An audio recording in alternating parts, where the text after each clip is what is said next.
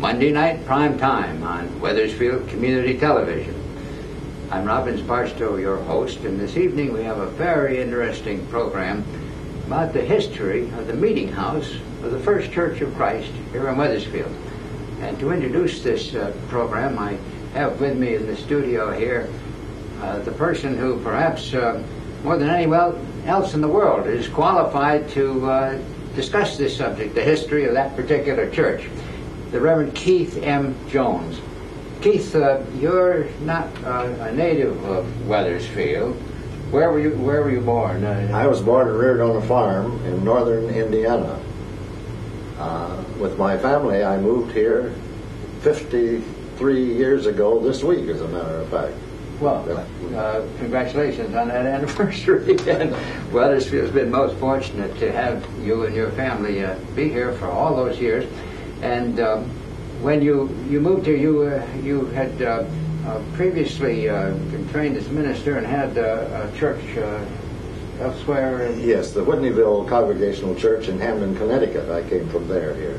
From there to here, and then how many years did you serve as minister of this first Well, church? I had 35 years. 35 years. And then 18 years ago you retired and That's became right. Director Emeritus, and the Reverend Donald Morgan became the minister of our church. And now the Morgan era is just ended because he is retired. We have a new minister at First Church of Christ here in May of 1996. The Reverend J. Deifel, and so there's a great continuity here. And what we're going to talk about, we're going to hear from you later this evening, is about the building itself. The meeting house itself, yes. How old is it? Well, it was built in 1761 to 64. Before the American Revolution. Before the American Revolution, yes. And that building, that's the one that's still being used. It's gone through a number of renovations. It's had 2 or 3 renovations, yes. As a matter of fact, we restored it in 1971 to 3, and so this is the 4th interior that this building has had. And back in March, I think it was, you gave this talk in the meeting house to a group of seniors from the church, which we recorded and which we're going to show you in just a minute here on Channel 14. I know you had a whole lot of pictures and artifacts and so forth up there in the front of the church. Where did they all come from? Well, the attic. The attic. There are things that we've gathered together pertaining to the history of the church. You're something of you're a photographer, I know. Well, of sorts, yes. That's a hobby. Yes, and you're an archivist. For the church. For the church, so that you've accumulated or helped to get together and organize. Yes, I've had a hand in it at least. Many others have had a hand in it too. But just recently, didn't the church get a little bit more organized as far as how that and we're still in the process. What are you doing? Well, cataloging and getting it organized, and the church board has authorized a program extending for the next 10 years or so on this program. So it'll get done eventually. The history is both significant and interesting enough to want to be well preserved. Yes. And, over 350 years, which is the age of the church, not of the building. Why, a great many things have been accumulated, and so it's an interesting history.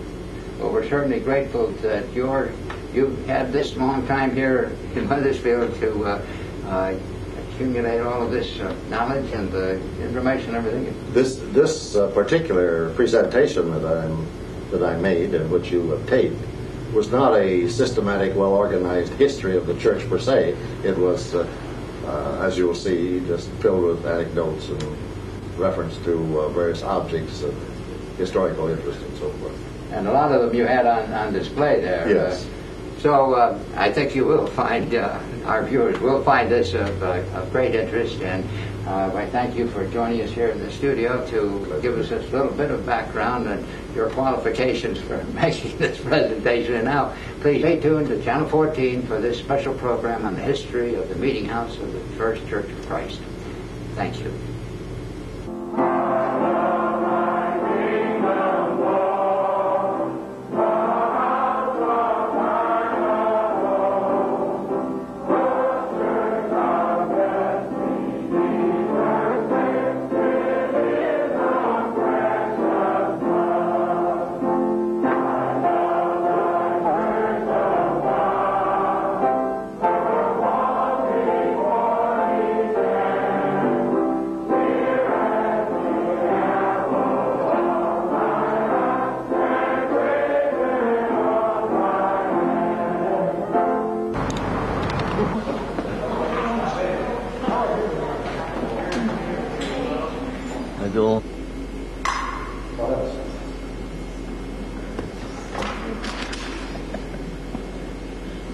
sounding board. I didn't mean to tell you, but I made a point of being here when that was going.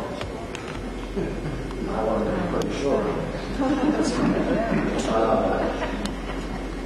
How heavy is it, Keith? When it came out from when it came, there was one of these. I guess we're all ready to begin. It's always nice to meet with and eat with old friends and to chat and to think about some of the things that we have had in common through the years. I have to confess that I have a bit of a problem. A year ago, I hope that some of you remember, I gave a talk to this same group on the history of the church. Now, when I did that, I assumed that that was the last time this group, at least, would ask me to make a talk on the history of the church, so I threw my notes away. And I don't much remember what I did. Now, I hope you've forgotten too. If so, I don't have a problem. I talked, a few things I can remember that I talked about. I remember I talked about the securing or buying of the Pratt property, which made it possible for us to build the Cadwell building. It made it possible for us to have a parsonage, and it made it possible for us to have parking. Up until 1954, when we bought that property, we had no parking off street. What would it be if we were in that situation today? That's a very interesting story, but I shall not repeat that today, assuming that you just might remember it. I probably will do a little repeating, but if you don't know I'm repeating, well, that's all right.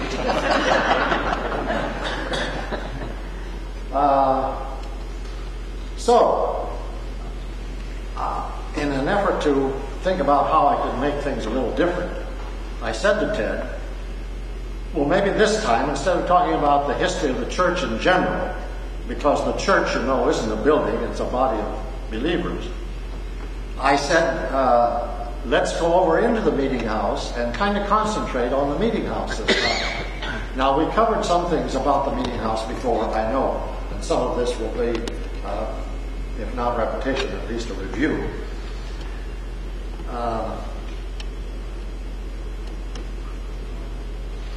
Let me just say a word again, if it is a review, of what a meeting house was originally.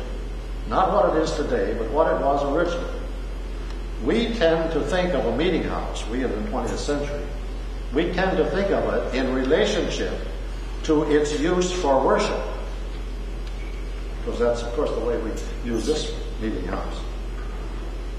That isn't quite the way the early communities of New England thought about a meeting house. Because they didn't build it just for worship. I'll use Wethersfield as an example, because it's fairly typical. Just imagine that we were the early settlers of Wethersfield, when there were 10 or 15 families here. No public buildings, just a few residences. Houses built like the Woodrow Williams house down here.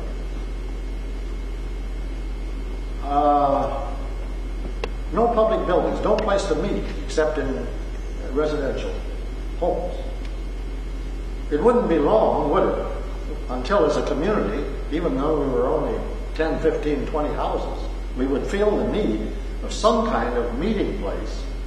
What for? Well, the Boy Scouts. The Masonic Hall. The veterans of World War II.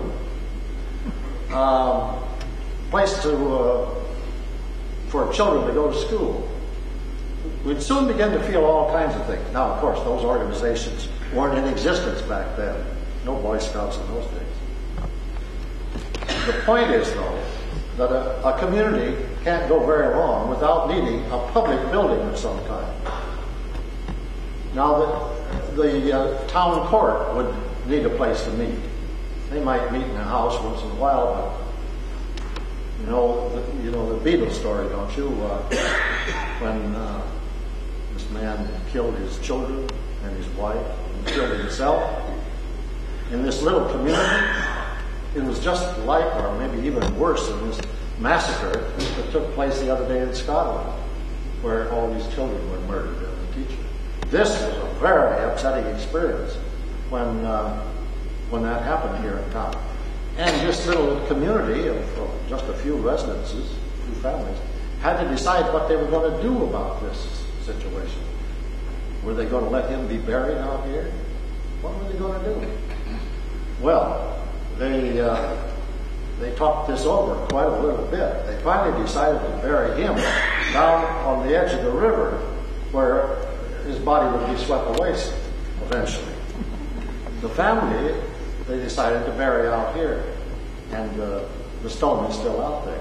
So a community needs a public building in order to transact its community life. Now, one of the main organizations, aside of, say, the first selectman needing a place to call a town meeting, there's no town hall, the main organization in the community at that time was a church. For the first 10 years or so, they met in individual homes for their church services. The Butoff William House down here would have been big enough if you had only 8 or 10 other families to come. And of course, they weren't all church people anyhow. But after 10 years, and after they got their houses built, they decided to build a public facility to take care of all these needs. Even though as a little community, there weren't too many needs yet. The church here in town was the main organization. And of course, the church, as a body of believers now, a body of faith, they wanted to meet every 7 days. So it wasn't long until the meeting house came to be primarily a place of worship, although that isn't the way it started out. Now this went on for 100, 150 years, all through the colonial building, the colonial period. You know where the first meeting house was built, don't you? It's over here under the flagpole, where that boulder and flat is. That was the first, just a little. It would have been about as big as this section right here, not quite as big as this. So it wasn't a very big building. That was built in 1645, 10 years after the town was started. It lasted until 1685, and it was kind of outgrown by that time. So they built a second meeting house, and that was out here, probably about the middle of Main Street over here. We don't know exactly. Somewhere around the Masonic Temple. And then that lasted until this building was built. And that was 90 years actually. So in 1761 to 64, this third meeting house was built. And in the meantime, this building and the other two buildings were used as what we would call today a community center. Not a church, it was a community center. And they called it, not a community center as we would, they called it a meeting house. Where, yes, the church met, but so did all the things that today would happen in town hall and in church, in schools, and all the other needs around town. That's what originally a meeting house was. Now, as we get through the colonial period and get on down toward the War of Independence, by that time, some other public buildings were beginning to be built. And so that lessened the need for the town to conduct its affairs here in this building. Then the war was fought, the War of Independence, and after that we got a national constitution. And because these colonies were made up of everything from New England Puritans to Maryland Catholics, the only way we could get together on a constitution was to say, let's separate church and state. This was something new that had never happened in, 1,700 years of Christian history. It was a big experiment. It had always been assumed from New Testament times, well, early Roman times at least, up until our War of Independence, that church and state always went together. Even the Protestant Reformation assumed that. Luther assumed that. Luther never would have survived if his prince hadn't backed him up so that there was a union of church and state. So, when we got a constitution that separated church and state, then the town could no longer provide a place for a Christian body to worship. Connecticut didn't get around to writing its new constitution to bring it in line with the national constitution until 19, I think? Forget whether it's 18 or 19. That was nearly two decades into the 1800s. So, the Constitution in Connecticut was changed to conform to the national, and then Wethersfield got around to actually transferring this building to the church people until 1823. So that's when church and state separated here in Wethersfield. And that was a long time after this building was built. So that's what an original meeting house was. There are only three left in Connecticut. This one and Farmington, and the little one out here in, I don't know just exactly where it is. It's not used. It's closed. I think there's maybe one service here a year. So I can't be very specific about that. Now this building, when it was built, these local farmers were pretty wealthy at this time, some of them, because they had very fertile ground here. Crops grew pretty wonderfully here in this Connecticut Valley. And then some of them were captains and were seafaring people, and the trade on the river was very great. We have one of the old warehouses down here, you know. Yeah, they were doing pretty well. So when they built this third meeting house, they really went all out. It doesn't seem so big and so grand to us today. But they said, we're going to build a meeting house that is grander than Solomon's temple. I had to look at the dimensions of Solomon's temple some time ago, and I know the dimensions of this building. This is bigger than what the record says Solomon's temple was. And not only did they build it a little larger, but they built it out of brick. Now Farmington still has a wood building, but this one was built out of brick. And they did a very good job. When we restored it in 1971, we had to do very little to the brick walls and the foundations. We locked them all in with cement. So they did a good job of building this. Now, the next thing I want to say is, and I don't know whether I said this a year ago or not, but there were 4 types of meeting house. Type number 1 was a square meeting house like our first one, and the second one too. They were both square. The second one was quite a bit bigger. But square with the roof sloping in on all 4 sides so that the roofs come to a peak. You know what I'm saying? All right, that was the first type of meeting house in New England.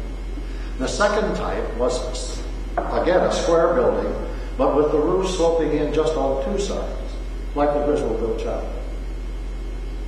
The third type was like this. A rectangular building with a tower and a spire at one end. But then when you step into that main entrance to the building, you don't find the pulpit at the other end. You find it on the side.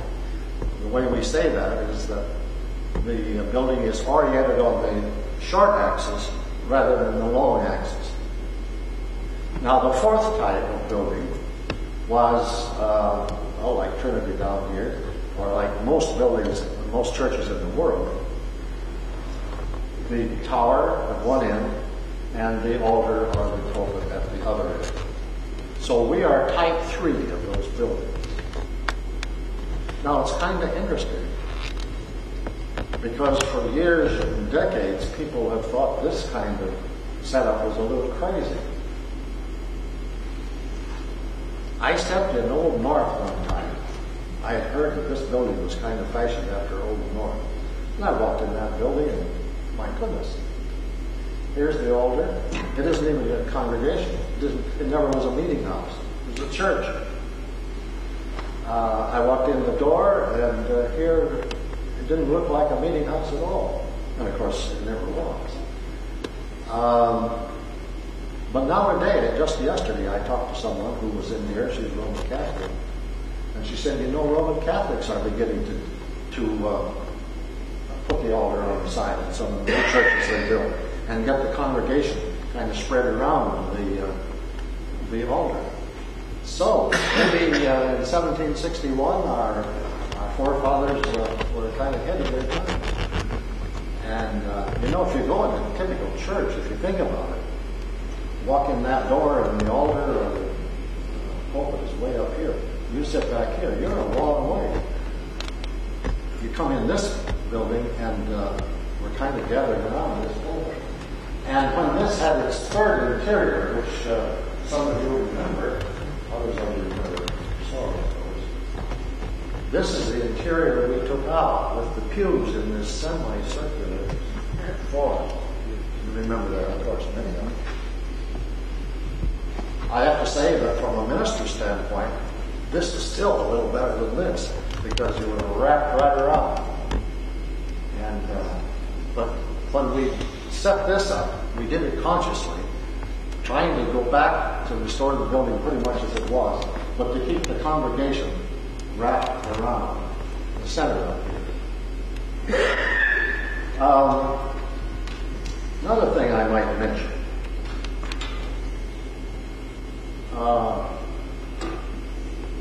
A meeting house of this kind is really a residence with a tower on it. Stop to think about it. Just look at the house right across the street with the door in the middle, 2 windows on this side of the door, 2 windows on this side of the door, a set of windows that go clear across. Or go down Broad Street, Welly McDonough's house, or Wynne McDonough's house. A building like this is kind of a glorification of a local residence. That isn't why they call it a meeting house, but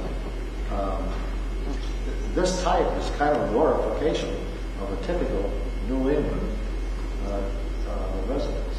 And I didn't see that for years and years, but every time I go down some of these streets and look at them, I'm looking right now at the house, the middle house across the street, and I can see the front. It has 2 windows on each side of the door and 4 or 5 windows across the top.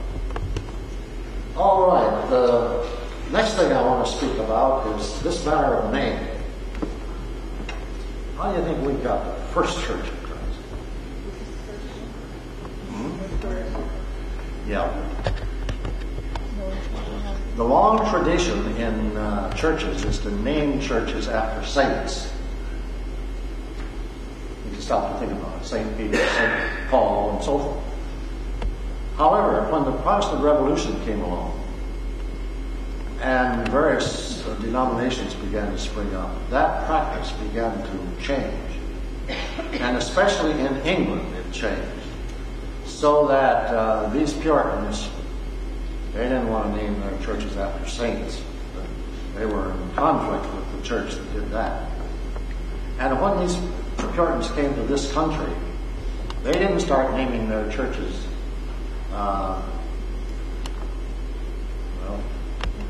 St. Truex's church or something.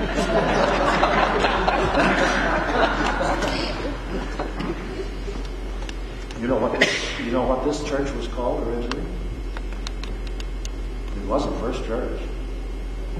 It was just called that church in Wethersfield. It's the only church that was. It was the church, yes. They just called it the church in Wethersfield. Later on, when the term congregational began to come in, both in England and in this country, then it went as the Wethersfield Congregational Church. Went that way for years and years. I'll bet there's no one here that knows when it began to be called the First Church of Christ. Just a little before I came to town. As late as that. Now let me just tell you how this First Church business used to work.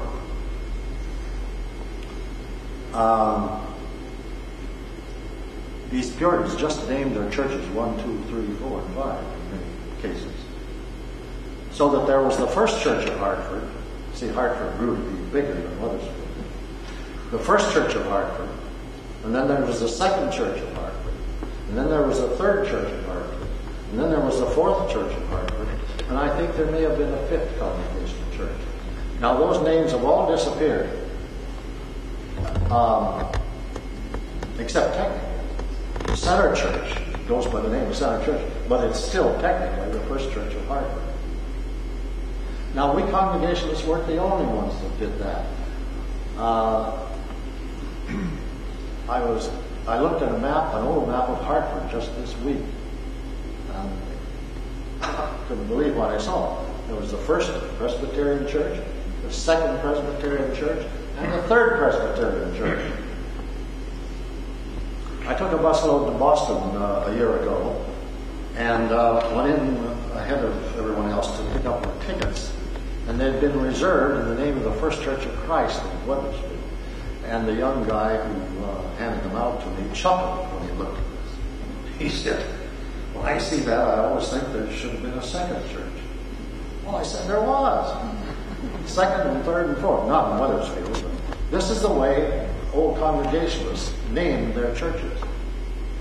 Now, Harvey Brainerd, how many remember Harvey Brainerd? A few of you. He lived over here on Center Street. When I first came to town, he took me aside and said, "We're the First Church of Christ now." And then he proceeded to tell me how he had sort of led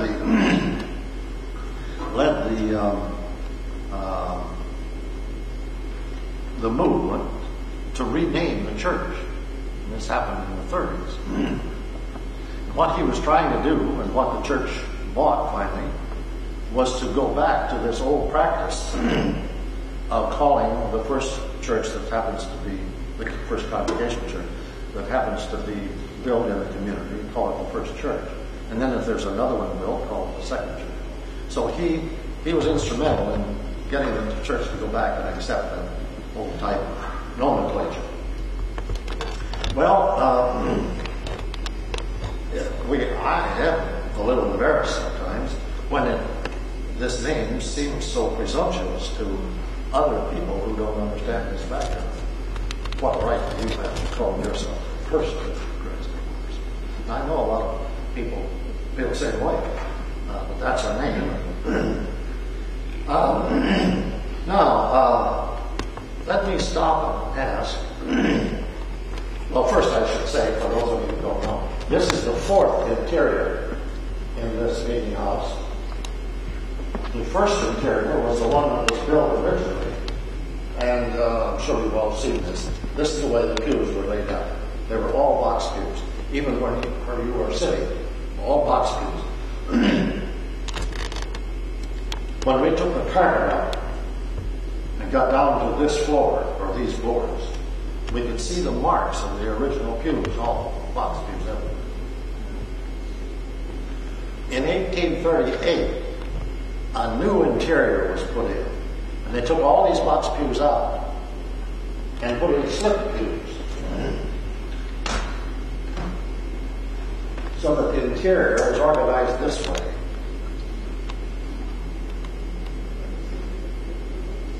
And this pulpit was taken out and dropped down to the main floor. These two charts hang out here, you can see it anytime you want. Then in 1882, this interior was taken out. And the interior that some of you at least remember was put in. Did I hold this up a while ago? I guess I did. Well, here are some of you sitting in this interior on September 5 in 1971, which was the last Sunday before we moved out of here. Someone just a minute ago asked me, where did we go? Well, that building was built by that time. So we had Fellowship Hall. None of this Jones business, that came later. We had Fellowship Hall that we went into. And sure enough, we set it up on the short axis again and put chairs all around in this semicircular fashion. And we had to be there 2 years before we could get out. We lost quite a bit of ground, but we didn't have any other place to go. So this was the third interior, and then in 1971 we restored it. Didn't do it exactly. I've explained a few situations, but for the most part we did. Now let me give you a chance to ask a question or two, or half a dozen questions about anything you've wondered about this meeting house that you've never had a chance to ask. Anything? Yes. Would you like to show the invitation over the Okay. I hope somebody would ask that. Have all of you noticed that there's an indentation over this door? Anybody know what that was for? Yeah, the indentation we're talking about. See, this little thing.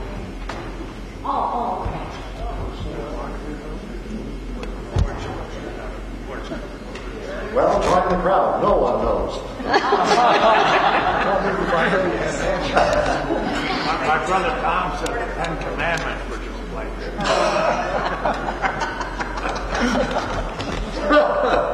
That's the first time I heard that. Someone asked about that, but you were talking about the portico. That wasn't what you were talking about. No, the portico that was built on there hid it.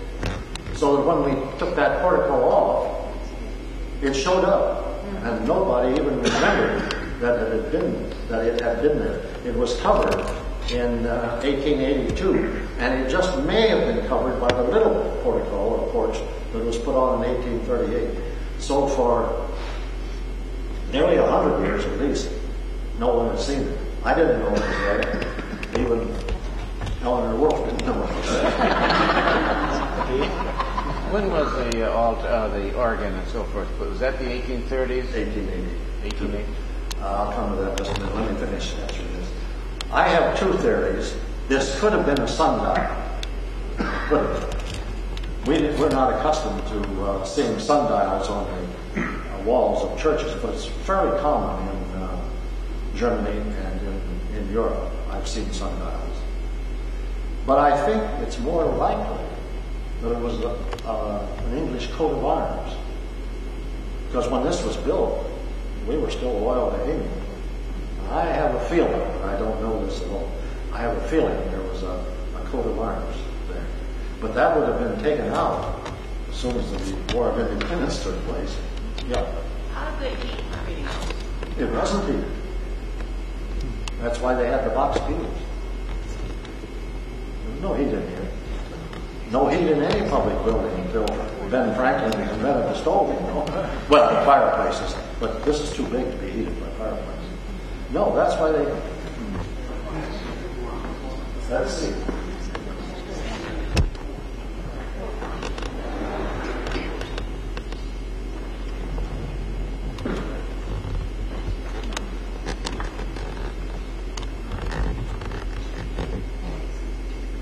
I don't know whether you can see this, but from where you are, But here is a meeting house, New England meeting house up in Vermont. Now it's not a photograph. It's I guess it's watercolor. My good friend Bill Ellis, Dick's father, was up in Vermont one time, and I guess he and his wife were doing some antique shopping, and they found this. Bill brought it to me and gave it to me.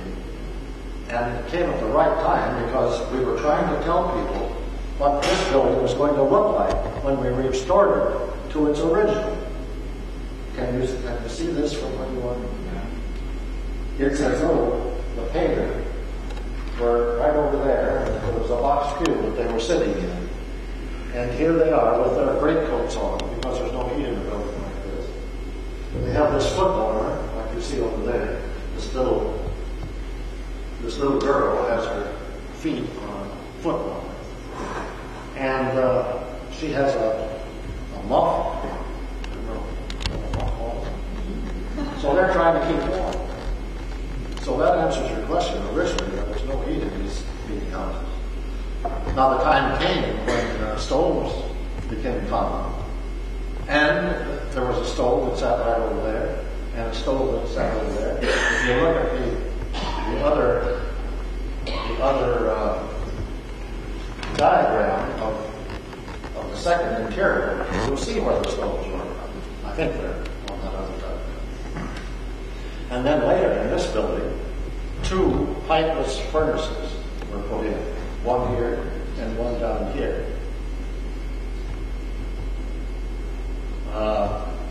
When I came, that one had disappeared, but this one was still working.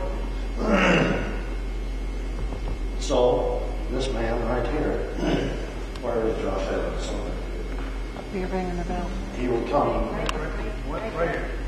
Oh, yes. This was our sexton.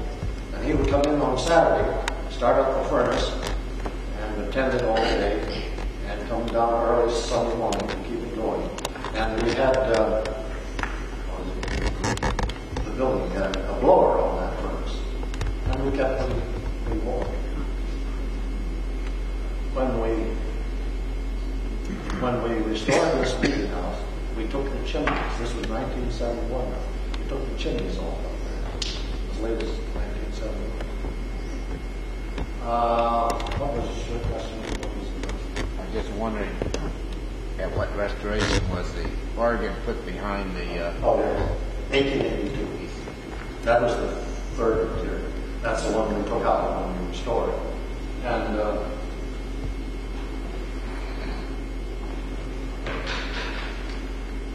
see, in 1882, when they Victorianized this meeting house, they put a projection on this side, so that there were 2 rooms back there, and went 2 stories high. So up here was the organ, and the choir was up here. You remember Florence Skid, many of them. And then they put that projection on the front, which was called a porch or a portico. They put both of those on. They took the balcony out in 82. What about the steeple? What's unique about it? Well, it's unique in that President Adams climbed the steeple one time. George Washington didn't get up there. Well, it's not unique, but it's pretty elaborate. It takes a lot of paint, I'll tell you. And it looks like, where is it? Right here. It looks like the steeple up at Old North. The end picture there, Keith. Is it the end picture? Behind you.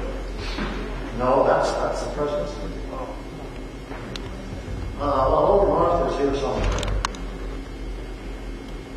The steeple in Farmington is no. This is my photographic copy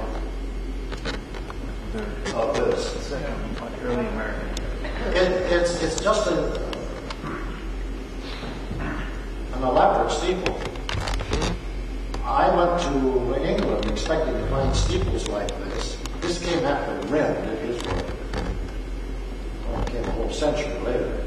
I thought this was a Wren steeple, and I don't think so. I've seen Wren steeples all over the world.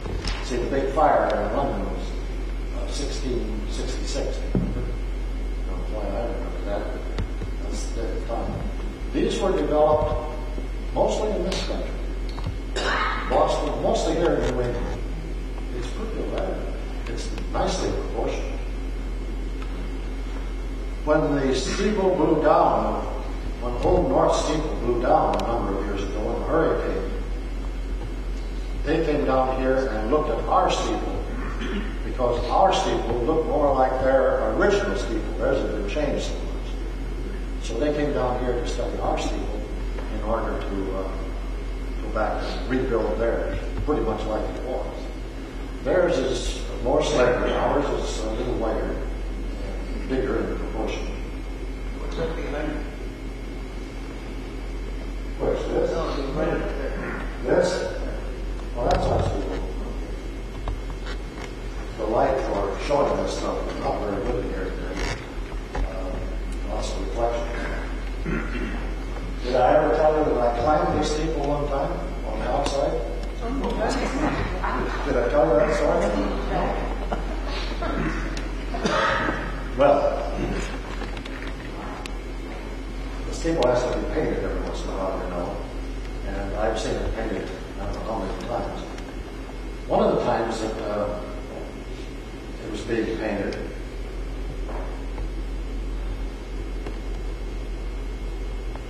these windows were painted out. And I went up and climbed from, there was a ladder from here to here, and I climbed up that ladder. Pardon? Oh, I'm sorry. I didn't see it. I climbed up here, and the painter was working here, and he had a ladder that went up all the way. So I said, I had a reason for wanting to go up. So I said, could I go up? We were standing on the other side of it. He looked at me and he said, well, follow me. So we walked around from that side, around the front, because there's that much space, plenty of space to walk. And after we got around here, he went to see whether I was doing things. He said, are you sure you want to go up there? So I said, yes, I really would like to. Well, he said, for God's sake, take my safety belt. So we gave him his safety belt. I've never had a safety belt before. I don't know if you know how it works. It's a belt about that wide with a couple of rings. And he had the rope fastened up here and came down to his safety belt. And went through here to the other ring. And then it comes up and you keep your arm up like this. So if you swung free, your rope wouldn't slip. I never had one on. So I put it on and I started climbing. The thing I didn't realize was, I could see it if I looked, that ladder was right against this. So I had to go up on my toes. I had only that much to go up on. And I just about backed out, but since I had the safety belt, I thought, I could make it. I didn't want to back up. So I did go up. And if you can imagine this, you have to go up this way with one hand, and you reach up this way, and you reach down and pull this rope down and up over that way, and then you do the same thing while you're going up on your toes. I got all the way up. What I wanted to walk and see was this gold ball. Because the previous time we'd had it painted, Myron Baldwin was the head of the provincial committee. And instead of that big gold leaf, as it was supposed to be, that painter just painted it with gold paint. And within 6 months or a year, that paint was running down. And I wanted to go up and see the condition of that ball. That ball is a metal ball, and it's supposed to be gold leaf when it's taken care of. Well, I got all the way up there, and I camera after I got up there. I didn't think I'd take it home. But after I got up there, I couldn't really get up all the way. Because the ladder stopped here, and I didn't dare go. I couldn't stand on the top of the ladder. So I didn't accomplish it all what I meant. But coming down was even worse. Because this, no, she didn't. Because this time, I had to put enough slack here to take one step, not too much slack, but if you didn't do enough slack, couldn't go down a step. So it took me several steps to learn how to slack it off. I wouldn't do it today, I didn't. Now, any other questions? Yes? The chandeliers? Yeah. We didn't know what was in here originally. Eleanor Wolf kind of took the lead on this. She went to the Wadsworth Athenaeum, I think, either the Wadsworth Athenaeum or the Connecticut Historical Society, and asked what might have been here. They had 2 chandeliers that came out of a meeting house here in Connecticut, and they let us have those. Bill, you were in on this. Am I talking about right? Was it the Athenaeum? I think it was the Athenaeum. Anyhow, they first said, well, we might put them on permanent home here and let you use them. Then they backed off from that. But they did give us permission to duplicate them as to size, shape, color. So all we know is that we made copies of 2 chandeliers that hung in some Connecticut meeting house. That's all we know. This is the first time I had with the previous meeting house that were in the... Oh, well, I don't know whether I have a picture. In the meeting, in the interior that we abandoned in 1971, there was a great big, ugly chandelier with lamps around the edge.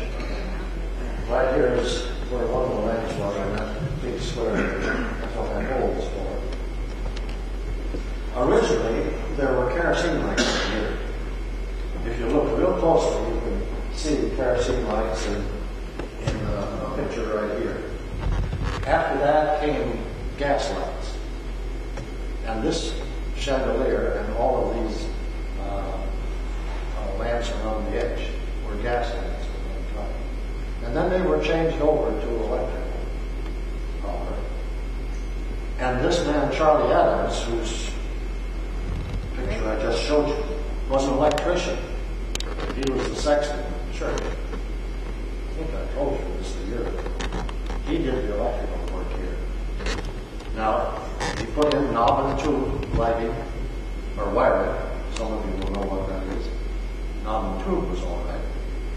But some of the wires had to be right up against the floor up there. And we found that he had used a bicycle tire for insulation. He had used an old garden hose for insulation. It wasn't exactly cold. How about the restoration of the pulpit? How long was that in storage? Where was it in storage? All right. This was the original pulpit. We're so fortunate that it was saved.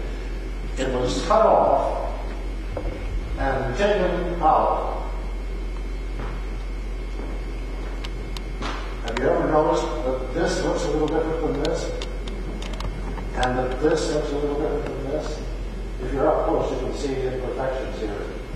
It was cut off right at this point and taken into either the chapel. Let's see. In 1882, the chapel was built, yes, at that time. So it was put in what we came to call the old chapel. That was the building that stood just right out here. Where our court is. And it was used, that was being used for Sunday school. So the upper half was used I think I have the pictures.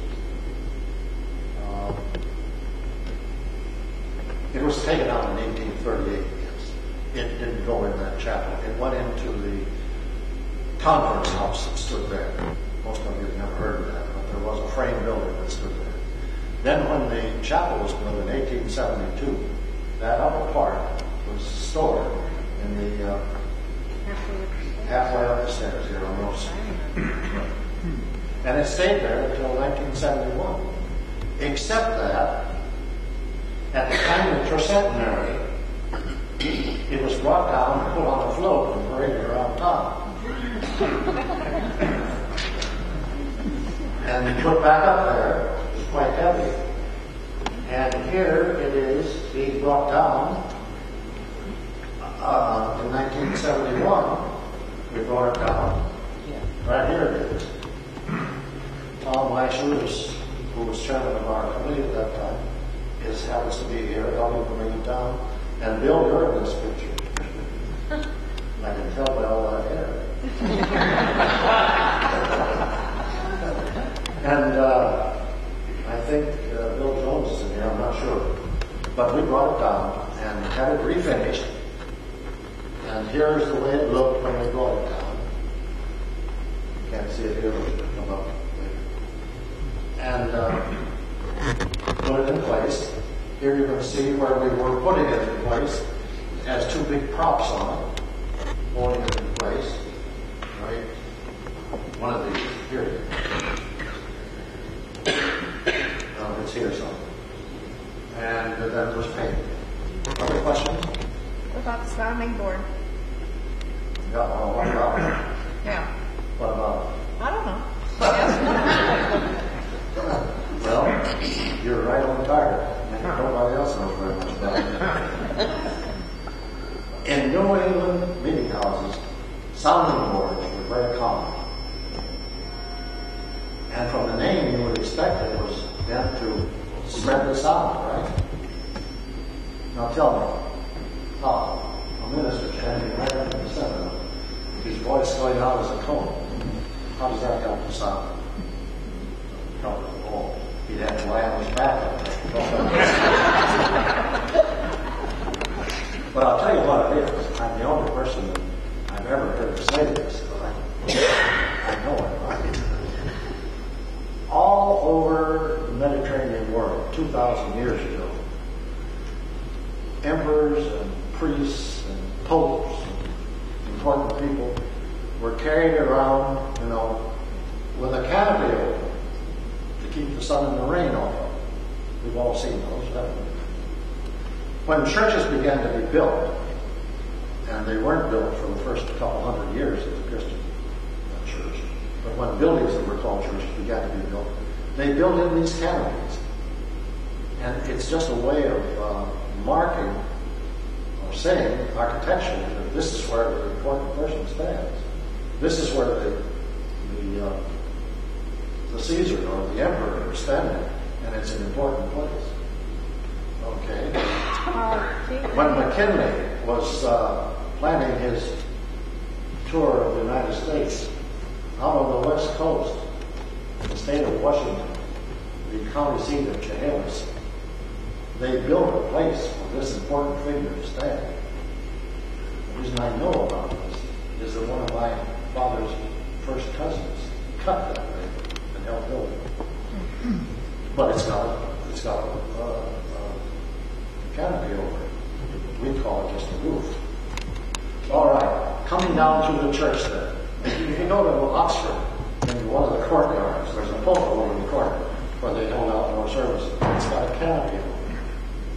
Now this is what has happened in New England. They carried over this canopy idea, but they call it a sounding board. These Puritans would never have called it a canopy. That would be too much like the Roman church or the Anglican church. But that's all that is. That's a canopy. That's where I stood.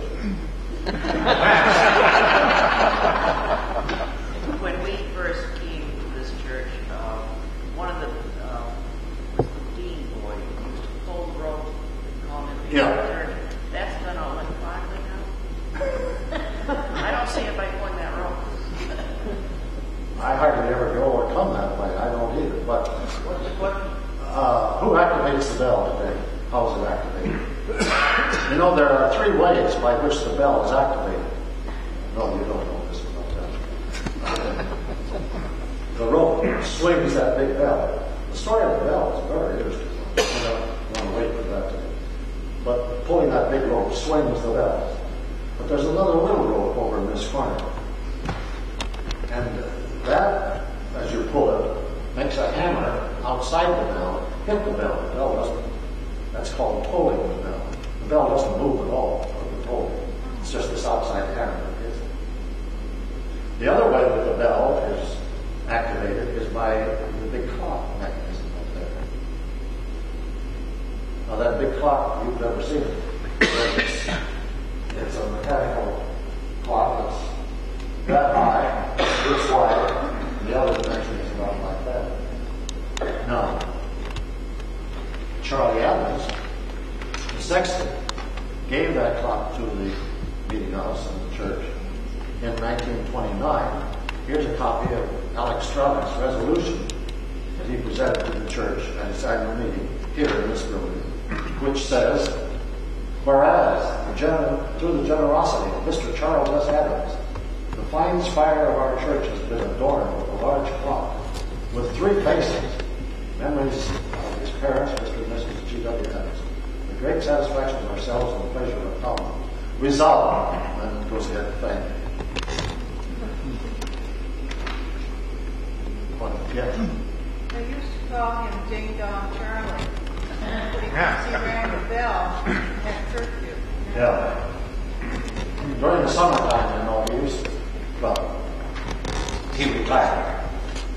And Clarence Lovell, whose picture is right here somewhere, became our sexton. He was the sexton when I came. We had just one sexton in those days. But Charlie continued to be responsible for the bell. And so at 9 o'clock every night, he would come from his home here on State Street, on Park Avenue, to ring the bell for 9 o'clock curfew. So as long as Charlie lived, this bell rang, he would hold his watch like this with rope in hand. And when it hit 6 o'clock, or 9 o'clock, he would ring, and everybody's supposed to go to bed. That was just an old New England custom, dated way back, of having the curfew. And at least the kids were supposed to get off the street at that time. Now, Charlie, I was prompted by what he just said. He used to sit out here in nice weather in a chair, and this was after he retired. But he'd sit there every day. And of course, our Sunday school teachers told our kids that this was God's hour. And they knew it was because they could see him sitting there.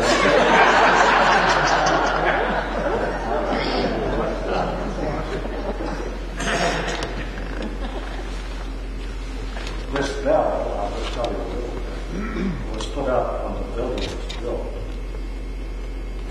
And within 15 or 20 years, a big chunk fell out. 14-pound crack on one, and a chunk fell out. The bell weighed 1,400 pounds in those days.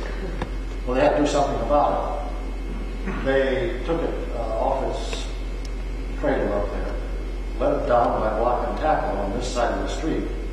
And they did this by having oxen walk down and keep tension on the road. They sent it off to mainly New York to have a new bell cast. They asked that 600 pounds be added to that 1,400-pound bell. So we now have a 1-ton bell. It came back by way of the railroad, was brought down by oxen and wagon from the railroad station down here, brought here and pulled back up by block and tackle. This time the oxen went down Main Street to pull it up. And it's been up there ever since. Now, to raise money to do that, someone had the bright idea of taking that 14 pounds and making little bells out of just a half-inch high and selling them for $1 a piece. We have 2 or 3 of these left. They're not for sale. But that's the way they raised money in order to have that bell redone. What else?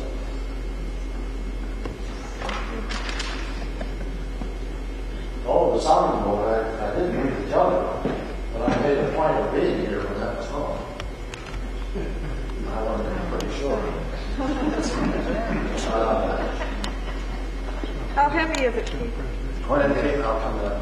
When it came, there was one of these panels missing. I couldn't figure out why that panel was missing. It lay right here. When I was over there, I could see the panel was missing. But I thought I better keep my mouth shut until, rather than show my ignorance, so I just kept quiet. When they put it up there, it didn't hang straight.